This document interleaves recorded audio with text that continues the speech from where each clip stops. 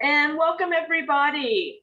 My name is Bronwyn Strong, and it is our birthday. Happy birthday to us, the Natural History Society of Maryland. We're 91 years young, and we are celebrating our past and looking forward to our future. Tonight, we're honoring Richard Stearns, who is our curator of archaeology for over 30 years and a pioneer in the field of archaeology in Maryland. And we're so lucky to have Dr. Lisa Krause, who's our current curator, one of our current curators of archaeology here, to present on Mr. Stearns. So I'm going to turn it over to you, Lisa. All right. I'm going to try to share my screen here. Let's just see.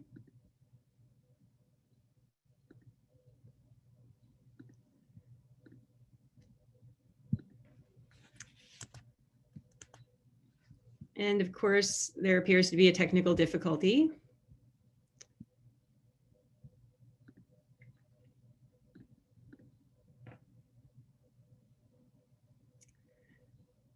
Is it not sharing? Or? It is not. I'm going to try again. Hold up a second. There we go. Okay, awesome. Sorry about that. All right, welcome. Thank you so much for joining us here tonight to talk about Richard Stearns. So most archaeologists who are working in Maryland today have heard Richard Stearns' name. It's really almost impossible to do any kind of intensive research in the state without at least coming across his name somewhere in an archaeological report or an article, a book, a site form, or just about anything else pertaining to Maryland prehistory. And what you can find out from widely available resources, though, is mostly about the sites that he originally found. When I started preparing for this talk, I couldn't find many people who knew very much about Stearns himself, and I've always been very curious about him. I wanted to know things like, where did he come from? Did he go to school someplace? How did he get interested in archaeology? What exactly did he do and why did he do it? And everything pertaining to who was this guy, basically. So what we're doing today is a little tiny archaeology of an archaeologist, basically. I spent the last month or so studying all of Stearns' reports, monographs, notes, photographs, and drawings at the Natural History Society. I looked at our collections. I brushed up on the history of anthropology and archaeology in the early 19th and 20th centuries. I spoke to Stearns' absolutely lovely and incredibly generous family members, some of whom are joining us here tonight and who provided many of the photographs that I'll be sharing. And I appreciate that so much because for years now, I've been looking at pictures of the top and the side of Richard Stearns' head while he's excavating something. I have never before seen a picture of this man's face. I was going nuts about that. And so now I have finally seen it. You all will get to see it too.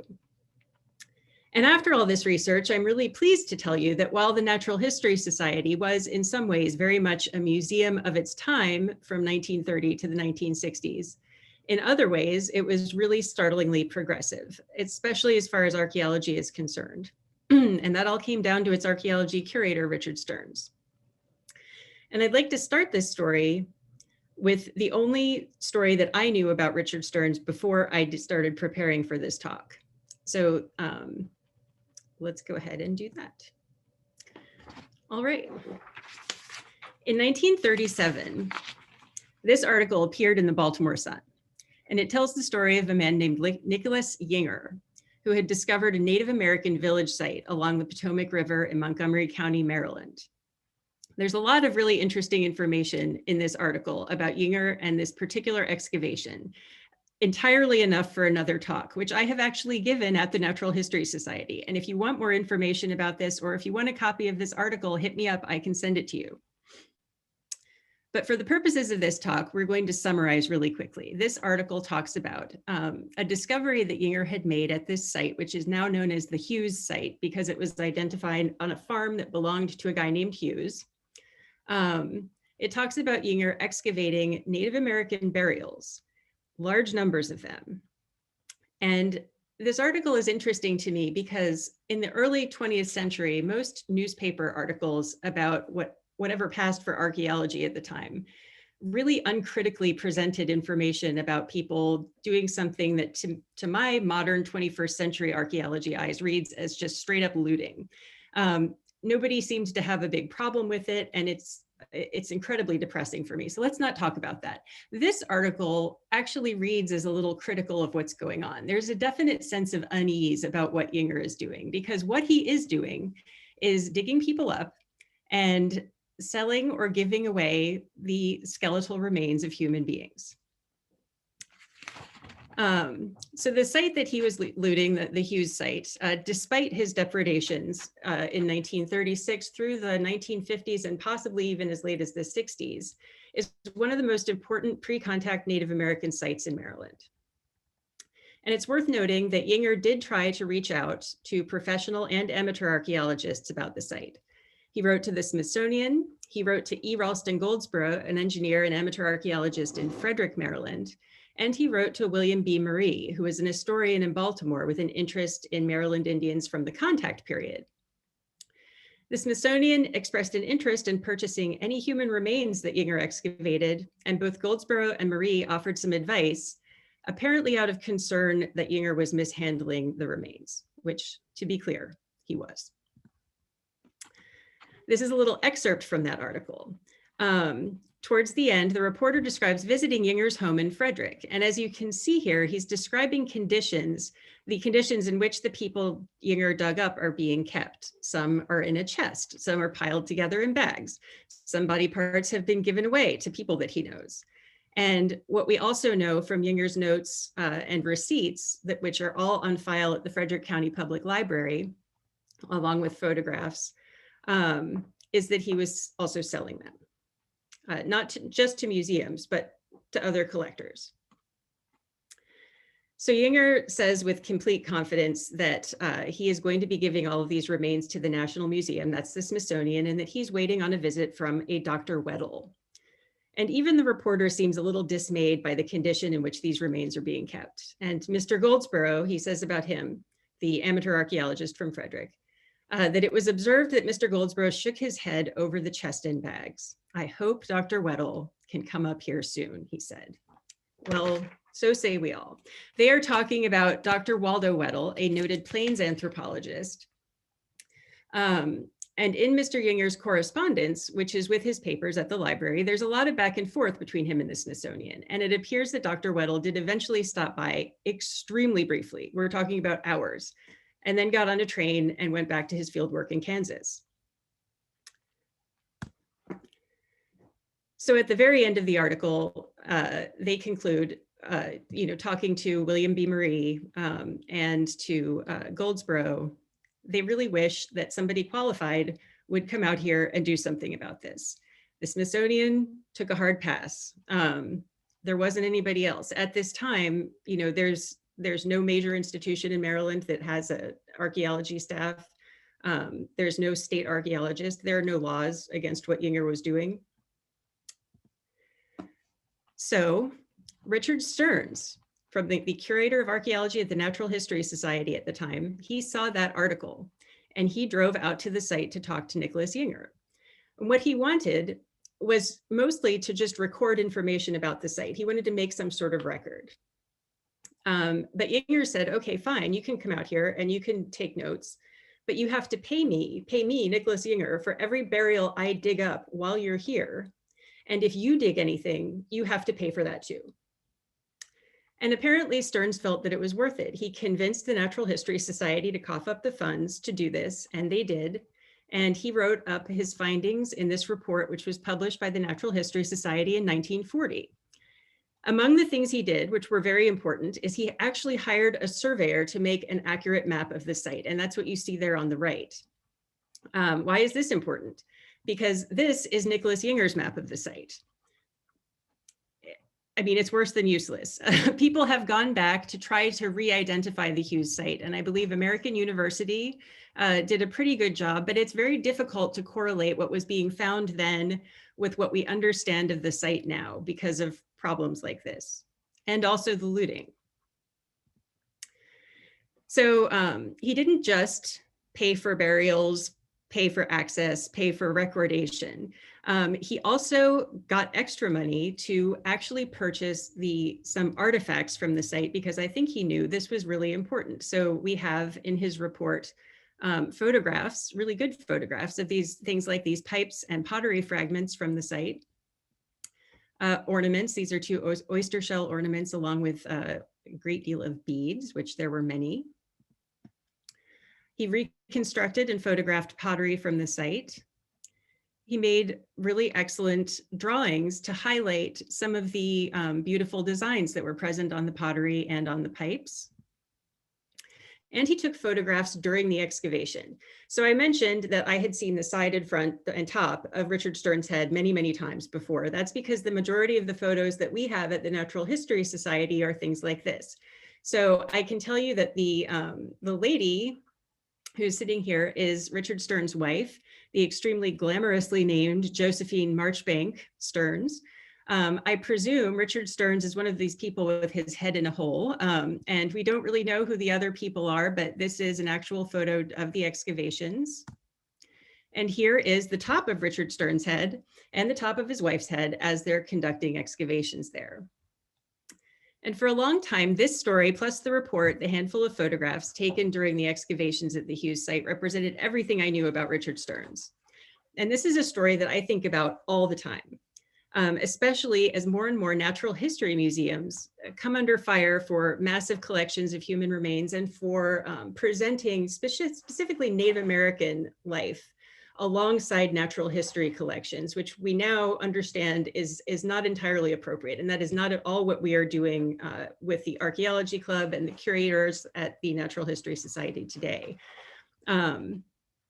So while we understand that now and agree with that, the reason I think about this all the time is because we have these collections that were amassed by Richard Stearns. And on the one level, you can look at that, taking in that collection as something that's questionable. But at the same time, I feel like it's one of the best things that Richard Stearns ever did, because what was happening at that site was so destructive to such an important site. And he was the only person who stepped up to do something about it. If I put myself in his position, I'm not sure what better outcome could have been accomplished.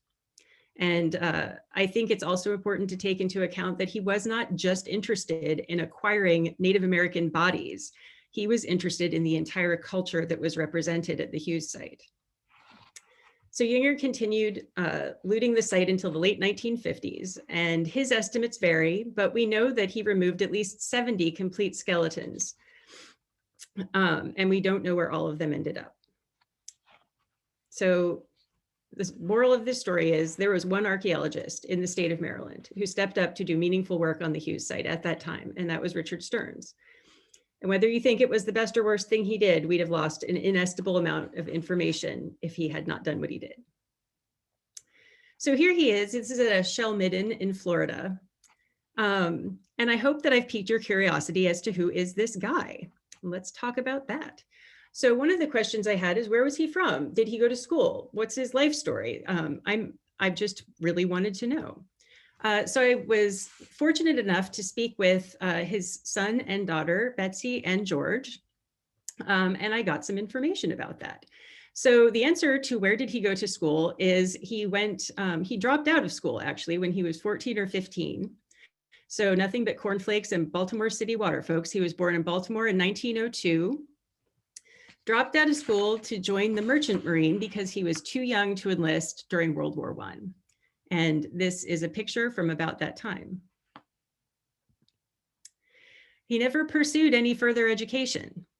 When he returned to Baltimore after the war, I checked the census records for Baltimore in the 1920s, and his occupation was listed as a clerk for the shipping board.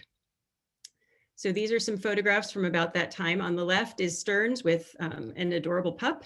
And on the right, this photo was captioned Stearns and colleagues. I don't know which colleagues these people are, but they look like they're having an awesome time with an axe in the woods. So fun picture. In 1930, here we are, Richard Stearns, full face adult photograph. This is what he looked like. And this is his glamorously named wife, Josephine. In the 1930s, this is in 1930, the same year that he became a curator at the Natural History Society. This was obviously in the Great Depression.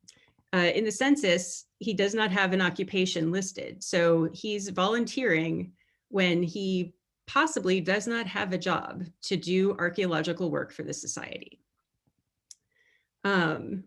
Josephine was working as a typist for the United Railway. And despite the difficulty in securing gainful employment, nonetheless, they went on a honeymoon. It appears that they went on a vacation to Florida in 1930. And, you know, this is the problem with marrying an archaeologist, is that now you have to do this all the time. What I really love about this photograph is that she's not obscuring the shell mound. She's off to the side, but she's there for scale. I don't know why we're like this, but we are. During the 1930s, they made several trips to Florida, and there are always archaeology pictures of the two of them together doing this, pursuing this interest. Here's a picture of Richard at a shell midden in Florida. I really came to the conclusion that he was an amateur in the best sense of the word, not somebody who did not know what they were doing, somebody who was doing this for love. According to his son, George, it all started when he found an arrowhead as a kid, which is interesting because most people find an arrowhead and think, hey, it's my lucky day, and then they go on with their lives.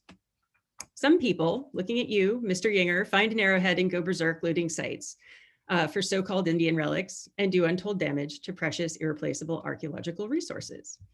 And some people, not very many, but not a few people, find an arrowhead and then dedicate their lives to figuring out what it means. And I think that Richard was probably that third type. So here is an excerpt from the annual report of the Natural History Society. So this is from the first year that Richard Stearns was a curator there. And they have kind of a mission statement in there about what archaeology is going to be doing. And I have to tell you, this is sort of a shockingly awesome mission statement. What was going on between the wars, but especially after World War II, was a huge amount of development. And it really appears to me that they were hyper aware of the fact that not just from looting, but from many other causes, sites and remains were being destroyed and obliterated with rapidity. So their mission wasn't to go dig up everything. It was to conserve this information. And they're describing very non-invasive techniques for the most part to accomplish that, which is pretty much, you know, what we do now in ethical modern archaeology. And then this from the following year, this is also interesting. He's talking about an archaeological collection properly cataloged as a fine exhibit. Any publication describing it would be a genuine contribution to the knowledge of the state's prehistory. It would not only include items of Indian manufacture, but also articles of European manufacture. So not only are they talking about cultures, human beings, and including both Native American and European archaeological collections, this, you know, historical archaeology barely existed at this time. They may have turned over 3 or 4 shovelfuls of dirt in colonial Williamsburg by 1931. There had been some prior work at Jamestown at that time, but it wasn't even considered a separate discipline. So this is actually a pretty revolutionary statement to see in our annual report for 1931. Good job.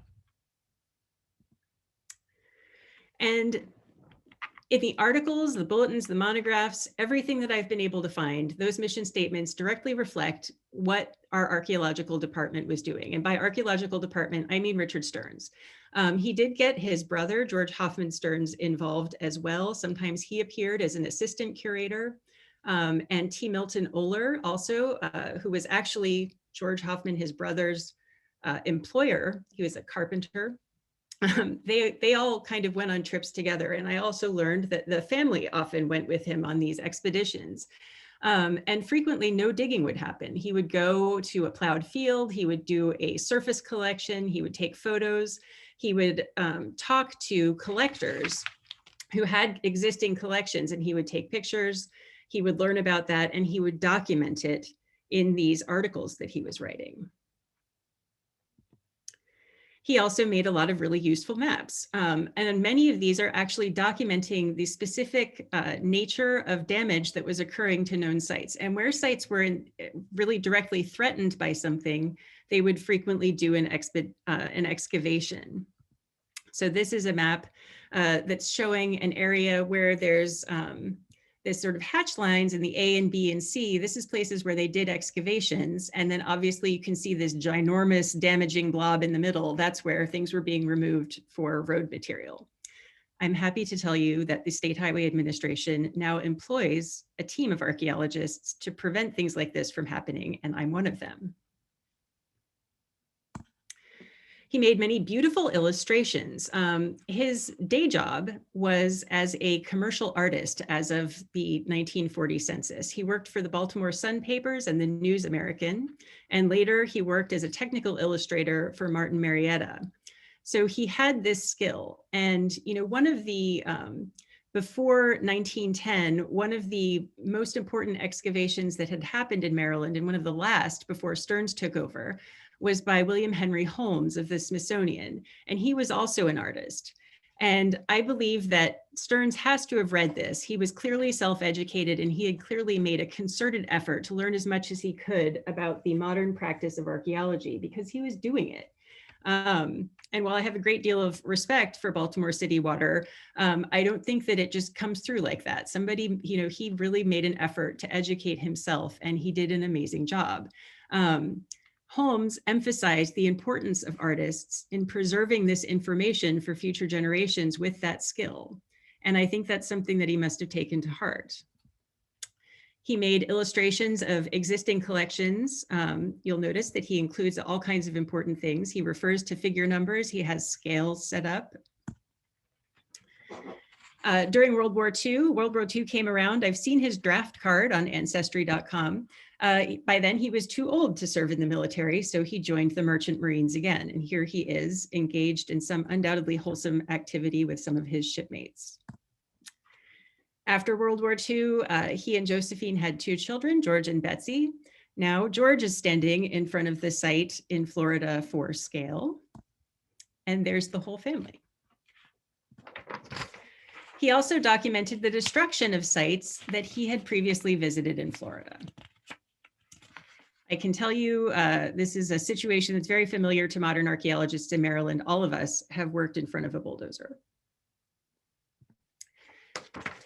Something else that was really revolutionary about him was his efforts to get this information out in front of the public in interesting ways. So I wish this picture were better. I wish I could see this freaking diorama. He built this amazing diorama of Indian life in 1931 and took it to the Enoch Pratt Free Library for Maryland Day, which is celebrating primarily and almost exclusively the European settlement of Maryland. So he, like a punk rocker, just brought an Indian display and put it out there for everybody, and it made it into the newspaper. I wish that we still had this. Alas, we do not, but it looks amazing. He also put together displays for the Maryland Historical Society. In addition to that, he put together symposiums. He talked to all kinds of people. He collaborated with experts in the field as well as other amateurs. There are numerous articles about him presenting information about Maryland's archaeology all over the place, Delaware, Pennsylvania, and in Maryland. But he would talk to anybody. I'm including this because Jason is my husband, he's our co-curator of archaeology. We talk to all kinds of crazy groups about archaeology. We'll pretty much at the drop of a hat, we're ready. We have never talked to stamp collectors. Richard Stearns did that on Other Hobbies Night.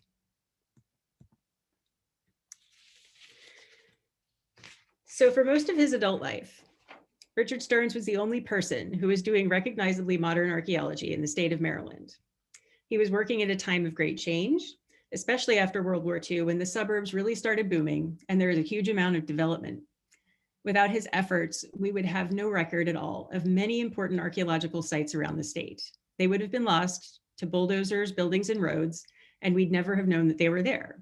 Beyond that, his outreach efforts to incredibly diverse groups, from stamp collectors to museum visitors to fellow archaeologists, kept the importance of archaeology in Maryland alive in the minds of researchers and lay people alike.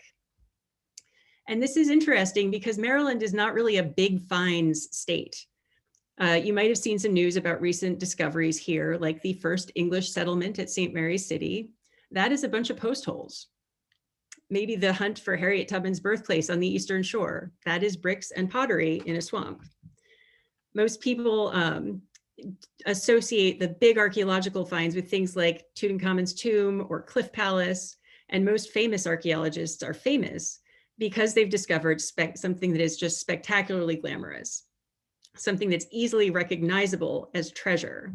But that's not the nature of archaeology in our state. Our archaeology is subtle and complex, not as flashy, but it is treasure.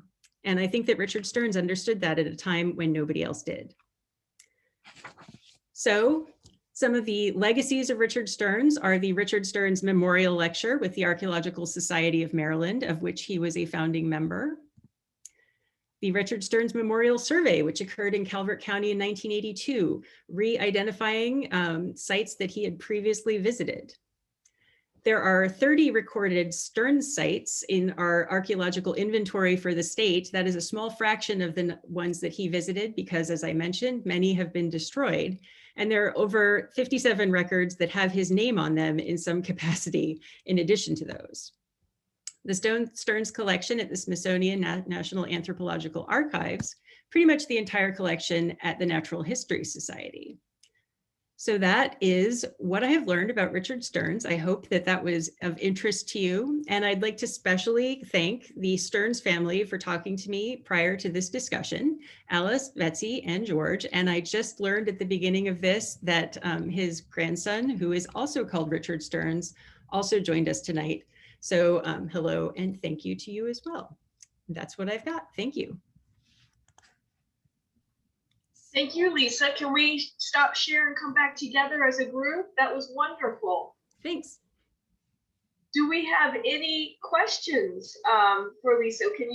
Would you entertain some questions, Lisa? Absolutely, always, yes. Just raise your hand and I'll recognize you if you want to ask a question.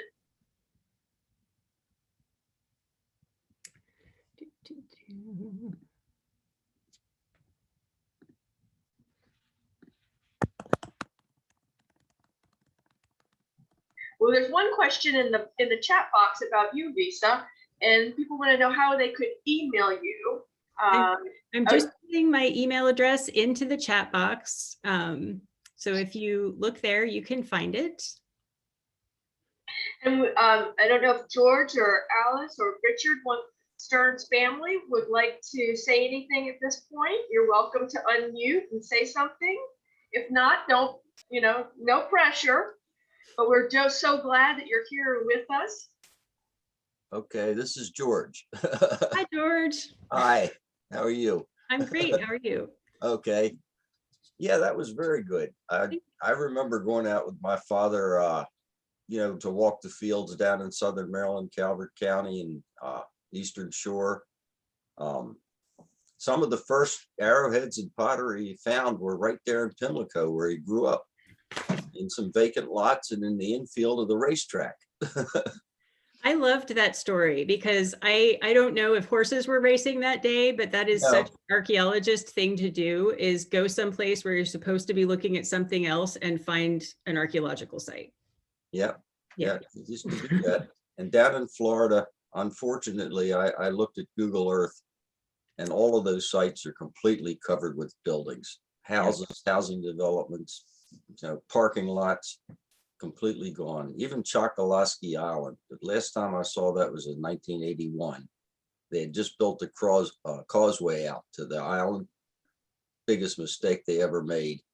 That whole island is completely covered with houses now, and it's not that big an island.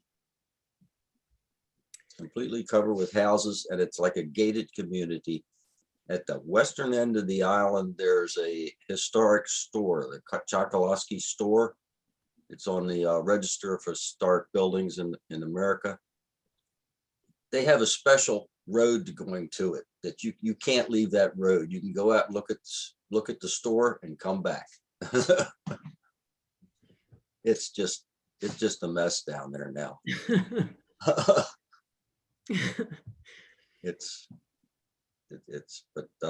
Yeah, well, that's why what he was doing was important. This idea of, I still don't quite know how he decided and, that he was going to do this recordation, because we have a number of artifacts from sites in Florida that he collected at the Natural History Society. And we're working now to go back through what he wrote to match those to sites. And then my plan is the Florida Public Archaeology Network. I know several people who work down there, and they might be interested because I don't think they know that those collections exist. So what he did, he really did preserve that for future generations, and it's still, it's still available. It's still here. Do you have all the pictures that were from the Florida sites? I don't know if I have all of them, but Betsy did send me an awful lot. And if you'd like them, I can. Oh, I have them all. Oh, okay. I figured. Betsy scanned them all in from prints that she had. And some of them were scanned in from negatives. I have all of the archaeological pictures from Florida and Maryland. Any of those photographs you have that show stone tools, Mm-hmm. they're all from Maryland. You very seldom see any stone tools in Florida. They used bone for their arrow points. They didn't have much stone. They did not much stone in Florida. Thank you, George. Bob has his hand up. Bob? Yeah. Do most of the states in the United States have a similar organization, or how do other states approach their state's, history? I'll use that term rather broadly. Right. Well, it varies substantially from state to state, but most states do have a historic preservation officer. And in Maryland, we have the Maryland Historical Trust, and they're sort of the oversight for archaeology that happens in Maryland. And nowadays, we have universities have robust anthropology and archaeology programs, and we have a state archaeologist now. In fact, the year that Richard Stearns died in 1969, that was the first year that Maryland had a state archaeologist. That was Tyler Bastian. So, that was, it feels to me very much like passing a baton. So we have a state terrestrial and a state underwater archaeologist. They review reports that people write to make sure that everything's up to snuff and up to our state standards. And that's how most states do it, is a historic preservation officer. You muted me? Oh, okay. Oh. I'm unmuted. I was going to say, I met Tyler Bastian. I was taking night school courses at Johns Hopkins for engineering degree, and he found out I was there and met me coming out of a class and asked if I had my father's book of the Patuxent River with all the land grants. And I said, yeah. And they had it for about 3 or 4 months. They copied everything in that book, and the book's about 4.5 inches thick. They're all photostats that he got at the archives in Annapolis. And he tried to position all of those land grants along the Patuxent River, all the way up to Upper Marlboro. So, in so many ways, it's a story about my life. yeah. Does anybody else have any questions? Anything at all? It could be about, okay, it looks like in the lower right-hand corner of my screen. Sue, go ahead, Sue. Okay, thank you. Lisa, I wanted to know what your advice would be to someone who inherited a pretty nice collection of Indian artifacts from a great-grandfather who dug them out of a farmer's field in Pennsylvania.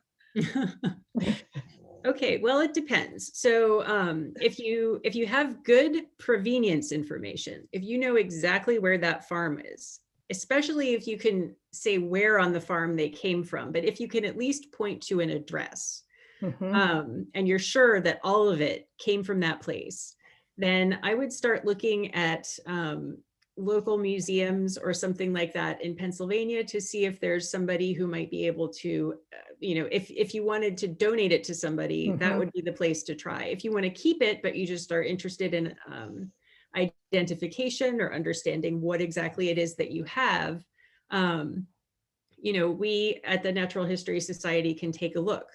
We're not currently looking for new collections. We're focusing more on moving artifacts through for purposes of research and things like that. But there may be places in the state of Pennsylvania that would be interested and are doing research in that area. Yeah, they're accompanied with a book that had been published I guess about 75 or 100 years ago, that says where these things came from. And so I'll just have to get it all together. Thank you. Yeah. A quick thing about going back to Bob, one of the, and Charlie Davis may be able to speak to this. Sorry, I'm putting you on the spot, Charlie, but that's what I do. You know, that one of the reasons the burgeoning of natural history societies, wasn't that kind of a time period where many states were starting kind of natural history societies to capture and collect and study these different aspects of the natural world?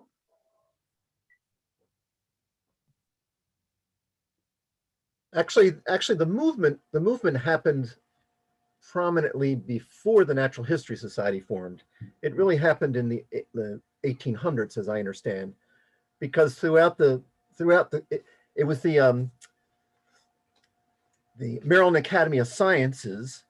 There were many academies of sciences in different states up and down the East Coast, and they were playing that role of being a social intellectual crossroads for people interested in a wide variety of disciplines. But one subset of that was often natural history. So that was really the push of the movement. It was more in the 1800s. But the Natural History Society really spun off because the movement in Maryland didn't keep heading in that direction.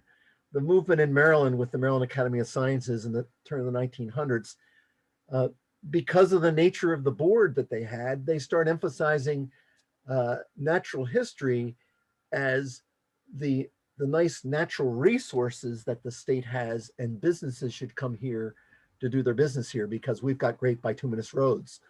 So they wanted to advertise bituminous roads in their natural history museum.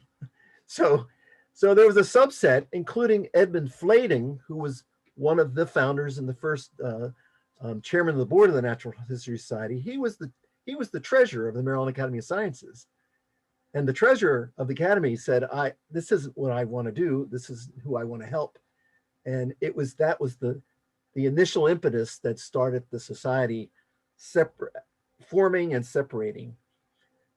Was a really desire to keep the focus on the state, keep the focus on education, letting people understand, extracting information, and letting people understand the nature of the place that we live.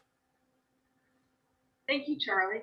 And one thing I want to mention with Lisa and with natural history and with science, people get in their mind that scientists are this other group of people, but so many scientific discoveries in all fields have been made by amateurs. And if we think about, if we even think about Olympic athletes, they're considered amateurs, but they're very, very good at what they do in terms of the athletics. And that's the same thing with science. There's so much out there. As long as you have a passion and are driven and self-taught, that doesn't mean that you don't know anything. You could know more than anybody else in a subject. And I'm always amazed. I mean, even Darwin himself was not a quote unquote scientist. So there are many advances in what we know about that are done by just people who are passionate about science. And science in and of itself, the word science just means knowledge, and to get out there and see and know and find. There was another question. Yep. Oh, you're on mute.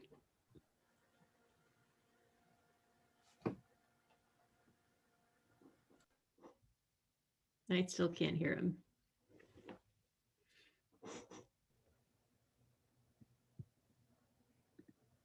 How about now? Ah, perfect. Yes, Lisa, you mentioned the Hughes Site being among the most important in Maryland. Could you say a little bit more about why that might be? Sure. You guys, This is my dad. Yes. So it's interesting because there are certain things about it that it does not have in common with most sites from that time period in Maryland. And so the most recent research that I was able to find indicates that these are people who weren't necessarily in Maryland full-time. They had traveled here from the West and then went back there after a particular period of time. The time period is around 1350 to 1500. It's, you know, that article described it as a mysterious village on the Potomac shore. And unfortunately, because of the looting, the mysteriousness persists. But something interesting that just came out of that is that there may be relationships between that site and sites in Southern Virginia that are worth exploring. So we're still trying to figure out exactly from whence they came, somewhere out west, and then where they went after they left that site. So yeah, that's sort of a nutshell of why it's important. It's an interesting site. It was also apparently palisaded, it's unclear because of the way that the burials were excavated, but it does appear that many of the people died by violence, and we don't know exactly what that was about either. Also, many of them appeared to have had rather severe illnesses that proved fatal. So it's right along the Potomac. You would think that would be a great food source. You wouldn't see a lot of nutritional stress, but apparently there was a lot. So, you know, you can construct a lot of narratives around that. Were they pushed out of some other territory into a new area where they didn't necessarily feel secure, and that's why they palisaded, but then there were difficulties getting food, maybe from an environmental reason or a lack of ability to trade with people, and then was there some kind of conflict that ultimately pushed them to move on someplace else? Okay. But yeah, in terms of understanding the prehistoric movements and settlements of people during that time period, it's pretty critical. I have something. Yeah. Oh, hi, Jason. Hi. Also, I want to say hi, George. Hi, Jason. I think you should really talk about the other thing that we found out about the Hughes site that Dana found out. I mean, I think it's really important, but you Okay. really spearheaded that. So I think you should go ahead. Okay. Well, so as I mentioned, there were human remains associated with the Hughes site that lived at the Natural History Society. And that is something that, you know, sits very uncomfortably alongside other kinds of natural history. So we are working on trying to repatriate those remains. But as part of that, we needed to figure out exactly what we had and make sure that everything that was in our collection was what we thought it was. So as part of that, that went to Towson University. Ilka and we organized that with Dana Coleman, who's a very well-respected forensic anthropologist at Towson. And some of the things that she has observed about those remains that we had were I believe there were 3 complete skeletons, but ultimately remains of about 21 individuals. Our most famous one that people might have seen back in the heyday of the Natural History Society was a double burial of 2 individuals, one of whom had a mortal wound to the back of the head by a sharp implement. The other that was a young teenage girl who was interred with another female skeleton that was probably between 7 and 9 years old, who had died of an extreme bone infection coupled with rickets and probably some other problems as well. And what she observed across all of the remains that we had were signs of pathological disease, to an extent that is highly unusual. She said that the kinds of pathologies she was seeing on those remains, you might see 1 or 2 individuals in a normal collection who exhibited things like that. And in our collection, it was everyone. So that's interesting.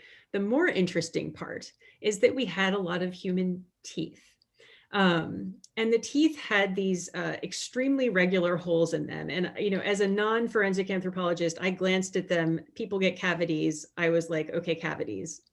She has been working with forensic dentists at Temple University who've taken a look at those teeth.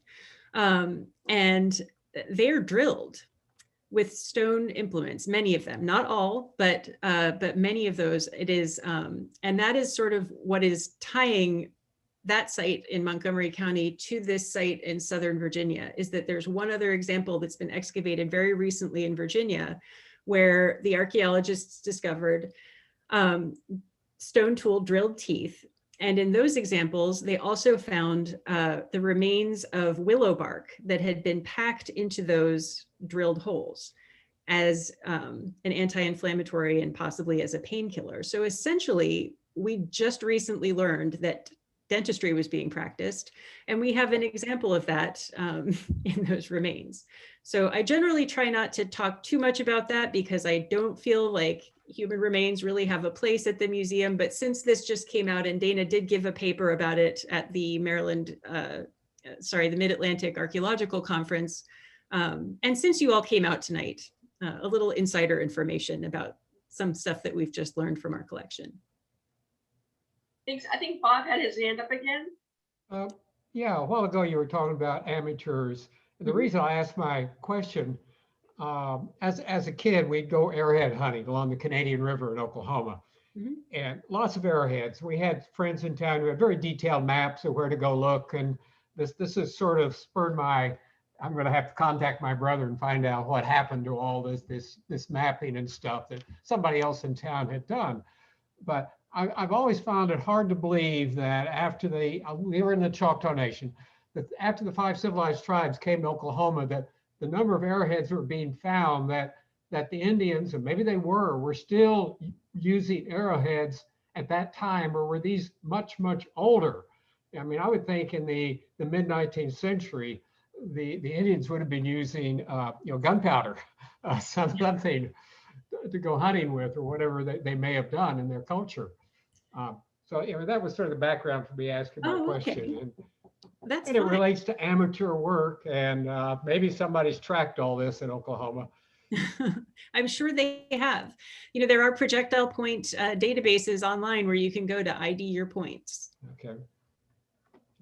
I don't have any anymore. Who knows? Joanne asks, could the remains have been captive people who were not eating healthy food? Well, we don't have any indication that they were being held in captivity, but that it's certainly a possibility. That is, that's one possible explanation. It certainly seems like, for whatever reason, food was a problem at this site. And so that's, certainly could be one explanation. I think overall, it's hard to say because we know that they were occupying that. It seems to have been a relatively brief period of occupation. So it's just so ephemeral, and with so much of the site gone, making any kind of firm conclusion is difficult. And since this is during the pre-contact period and it's early enough, we don't necessarily know.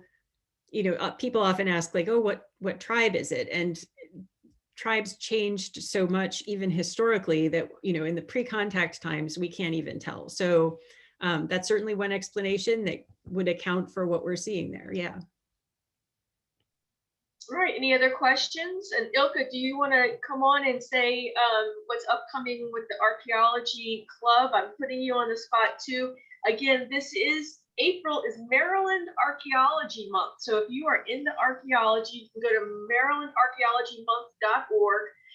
There are a lot more programs by different organizations. We just happened to plug ours in as part of our Happy Birthday to Us celebration for our Founders Day. But we do have the 4 clubs that like you to take a deeper dive. And Ilka, I'll turn it over to you.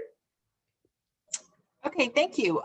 We do have our Archaeology Club meeting on April the 28th, and it's kind of a unique meeting. I'm really looking forward to this. It's called Spirit Photography, Fact or Fiction. And it's it should be very interesting. It's Lisa knows the person she's an artist, and she teaches. Sorry. Go ahead, sorry. I was just going to say, so a lot of people are probably wondering, what is somebody talking about spirit photography for in an archaeology club? That's not archaeology. That doesn't count. And I would just like to point out that archaeologists use photographs all the time as source material, but they're also technically an artifact. So if you're using something to make determinations about cultures of the past, that qualifies as archaeology. Sherry Inslee is a teacher in Baltimore County. She's an art photographer and an artist. She's amazing. She's just interested in spirit photography. You guys, she does not believe that spirit photography is real. And she's going to talk about the origins and the scandals of spirit photography and what brought all that about. So it's going to be a really fun talk. And now I'm going to stop stepping on your toes, Ilka. You go. Oh, no. Yeah, I'm glad you did that because I had forgotten. So I sent out an email with just highlighting some of the activity that's going on in April in Maryland. There is a very good seminar that comes up. It's the Spring Symposium that is the Archaeological Society of Maryland puts on. And I think you guys really want to attend this year because at first thing in the morning, our own Dr. Lisa Krause and Jason Schellenhammer will be talking about the Caulker's houses in Baltimore, which is always a fascinating topic. And that is April the 17th. Yeah, April the 17th. So if you get a chance, maybe look at that email and there's some links on there because I couldn't possibly put everything. Upper Potomac Archaeology Group has got some cool things going on this month too. So yeah, hope to see everybody online. Thank you, Ilka. If we don't have any more questions, let me just see, any more questions for Lisa or anybody else? All right, well, thank you so much for everybody coming out and helping us celebrate our 91st birthday. This has been a wonderful way to look back into our history, celebrate what has made us who we are today, and hopefully inspire us to keep moving forward, taking the legacy of our founders and our people who've been involved with the organization, like Richard Stearns, forward as we continue to learn and discover and find things in Maryland. I hope to see you all at some of our upcoming programs online and in person and out in the field. Don't be a stranger. Join our community by becoming a member. And everybody stay safe and stay curious. Thank you, Lisa. Thanks. Thank you, Lisa. Bye, everybody.